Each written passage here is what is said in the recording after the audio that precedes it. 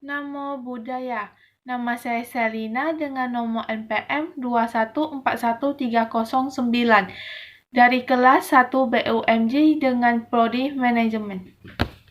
Sejarah Kitab Suci Tipitaka. Setelah Sang Buddha Parinibbana 543 SM, 3 bulan kemudian diadakan Sidang Agung Sangha atau Sangha Samaya. Sidang Agung 1 atau Konsili 1 diadakan pada tahun 543 SM atau 3 bulan setelah bulan Mei, berlangsung selama 2 bulan. Dipimpin oleh Y.A. Mahakaspa dan dihadiri oleh 500 orang biku yang semuanya arahat. Sidang diadakan di Gosatapani di kota Rajagaha. Sponsor sidang agung ini adalah Raja Ajatasattu. Tujuan sidang: menghimpun ajaran Sang Buddha yang diajarkan kepada orang yang berlainan di tempat yang berlainan dan dalam waktu yang berlainan. Mengulang dhamma dan winaya agar ajaran Sang Buddha tetap murni, kuat melebihi ajaran-ajaran lainnya. Y.A. Upali mengulang winaya dan Y.A. Ananda mengulang dhamma. Kesimpulan atau hasil Konsili 1, Sangha tidak akan menetapkan hal-hal mana yang perlu dihapus dan hal-hal mana yang harus dilaksanakan. Juga tidak akan menambah apa-apa yang telah ada. Mengadari Y.A. Ananda, mengucilkan cana, agama Buddha masih utuh. Sidang Agung 2 atau Konsili 2 diadakan pada tahun 443 SM atau 100 tahun sesudah yang satu. Berlangsung selama 4 bulan, dipimpin oleh Y.A. Lewata dan dibantu oleh Y.A. Yasa serta dihadiri oleh 700 biku. Sidang diadakan di Vesali. Sponsor sidang agung ini adalah Raja Kalasoka. Tujuan sidang: sekelompok biku Sangha menghendaki untuk memperlunak winaya yang sangat keras atau tetapi gagal. Kesimpulan atau hasil Konsili 2. Kesalahan-kesalahan biku-biku dari siku Wicis yang melanggar Pacitaya dibicarakan, diakui bahwa mereka telah melanggar winaya dan 700 biku yang hadir menyatakan setuju. Pengulangan winaya dan dhamma yang dikenal dengan nama Sataksati atau Yaca Dera Sakiti karena biku Yasa dianggap berjasa dalam bidang pemurnian winaya. Sidang Agung 3 atau Konsili 3 diadakan pada tahun kurang lebih 313 SM atau 230 tahun setelah sidang 1. Dipimpin sidang agung ini adalah Raja Asoka dari suku Maurya. Tujuan sidang: menertibkan perbedaan pendapat yang mengaktifkan perpecahan Sangha, memeriksa dan menyempurnakan kitab suci Pali. Raja Asoka meminta agar para biku mengadakan upaya uposatha setiap bulan agar biku Sangha bersih dan oknum-oknum yang berwujud tidak baik. Kesimpulan atau hasil Konsili 3. Menghukum biku-biku selebor. Ajaran Abhidhamma diulang tersendiri oleh Y.A. Mahakasapa sehingga lengkaplah pengertian Tipitaka. Jadi pengertian Tipitaka mulai timbul pada Konsili 3. Y.A. Tissa memilih 10.000 orang biku Sangha yang benar-benar telah memahami ajaran Sang Buddha untuk menghimpun ajaran tersebut menjadi Tipitaka, dan perhimpun tersebut berlangsung selama 9 bulan. Sidang Agung 4, Konsili 4 diadakan pada masa pemerintahan Raja Wattagami Abha tahun 1001 Mahathera dan dihadiri oleh kurang lebih 500 biku. Sidang diadakan di Aluh Wihara atau Aloka Wihara di desa Matale. Tujuan sidang: mencari penyelesaian karena mereka terjadinya kemungkinan-kemungkinan yang mengancam ajaran-ajaran dan kebudayaan agama Buddha oleh pihak-pihak lain. Kesimpulan atau hasil konsili 4. Mengulang Tipitaka, menyempurnakan komentar Tipitaka, menuliskan Tipitaka dan komentarnya di atas daun luntur.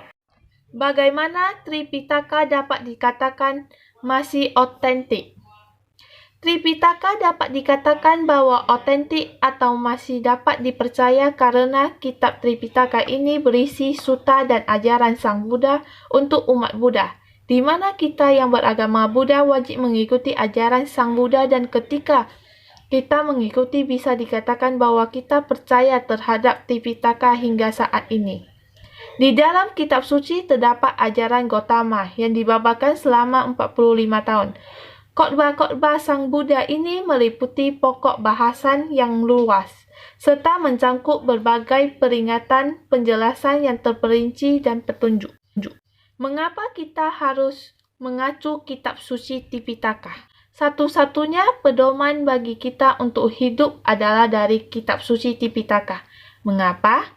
Karena dalam Tipitaka inilah semua ajaran Sang Buddha ditulis dan disimpan. Maka sebagai siswa Sang Buddha sepatutnya mengacu pada Tipitaka dalam menjalankan kehidupan sehari-hari agar dapat memperoleh manfaat yang sesuai pula dengan yang ditunjukkan oleh Guru Agung. Di dalam Dhamma memuat pedoman-pedoman bagi siswa-siswa yang ingin memperoleh hal yang masing-masing inginkan. Dalam lingkup agama Buddha terdapat 2 macam siswa, yaitu siswa yang meninggalkan keduniawian atau pabjajita, biku dan bikuni, sanadera atau samaneri, dan umat berumah tangga atau upasaka-upasika.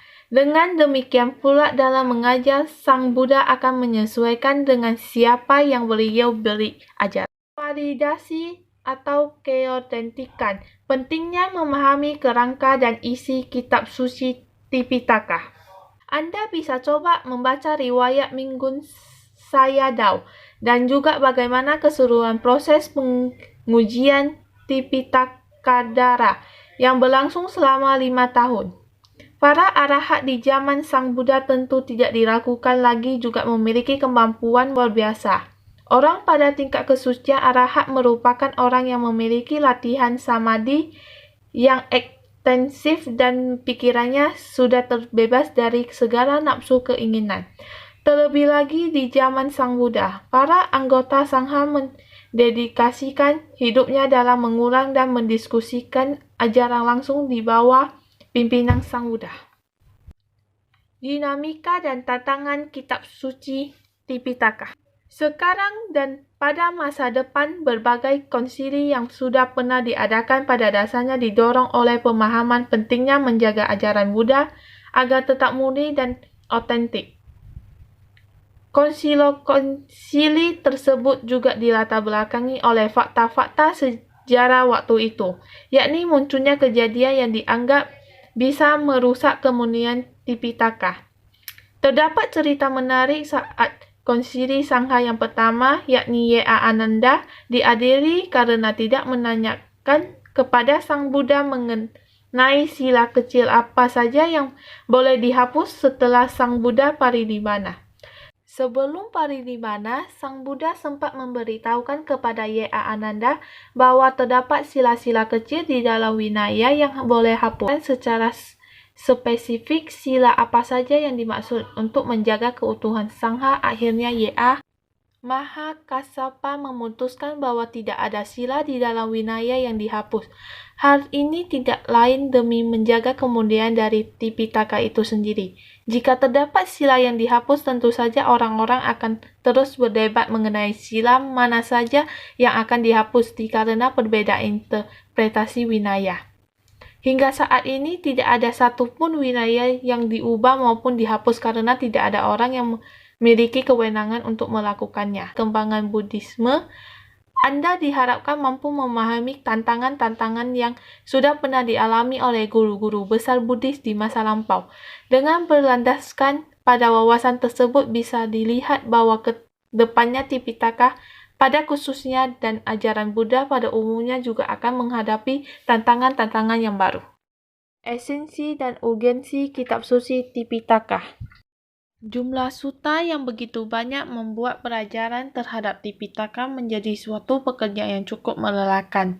Jika Anda berusaha untuk mencatat semua sutta yang ada, tentu saja akan sangat banyak waktu dan energi yang dibutuhkan. Oleh karena itu, Anda perlu memulai dari memahami kerangka penyusun Tipitaka, kemudian Anda bisa dapat mudah menentukan suatu mana saja yang sesuai dengan persoalan yang sedang dihadapi. Cara lainnya adalah memulai dari sutta-sutta yang selama ini sudah terkenal dan sering dibabarkan oleh Sangha kepada umat amam dalam